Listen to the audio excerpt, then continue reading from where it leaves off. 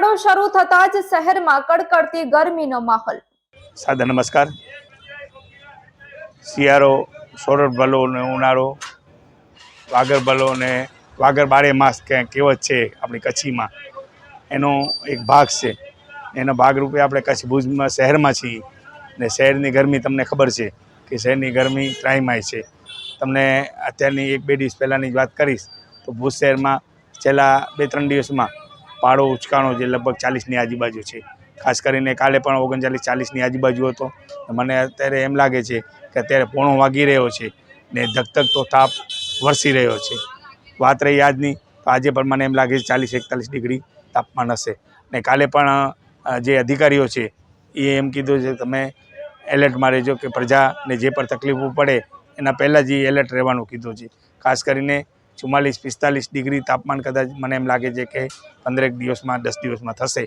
મને તમને ને આપણે સૌને ખબર છે કે કચ્છ ને ભુજ એવો શહેર છે ને એવો જિલ્લો છે કે આખો રેગિસ્તાન વિસ્તાર છે, સરહદી વિસ્તાર છે ને એમાં તમને મને ને આપણે સૌને ખબર છે કે એમાં તાપમાનનો પારો ઉંચકાતો હોય ને વધારે હોય।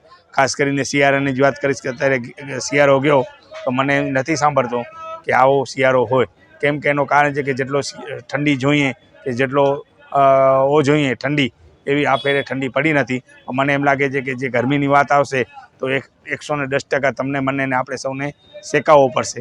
એનું કારણ છે કે તાપમાન એટલો અત્યારેથી જ વધી ગયો છે કે અત્યારને તો હજી આજે મને એમ લાગે છે કે 28 તારીખ છે, 28 તારીખ છે આજે ને 29, 30 ને 1-2 તારીખ પછી એટલું ઉચકાશે કે મને લાગે છે કે 41, 42, 43 ડિગ્રી કદાચ તાપમાન થશે ને એનાથી પણ કદાચ વધારે આવશે ને વધારે ગરમી થશે એવું મને લાગી રહ્યો છે। આપ પણ જોઈ રહ્યા છો કે અત્યારે બજારમાં પણ સન્નાટો છવાયેલો છે। અત્યારે 1 વાગે છે, પોણો વાગે છે અને બજારમાં સન્નાટો છે તો 1થી કરીને 5 વાગ્યા સુધી 110% સન્નાટો જ હશે। અત્યારે અમારો રમજાન મહિનો ચાલુ છે કોઈ પણ ચહલ પહલ નથી। અમે ગ્રાહકોની વાટ જોઈને બેઠા છીએ કે ક્યારે ગ્રાહકી આવે, પણ જ્યારે ગરમીનો માહોલ છે ત્યારે 110% અમને અત્યંત ગંભીરતા પ્રમાણે વિચારવું પડે છે કે ગ્રાહકનો કોઈ માણસ નથી।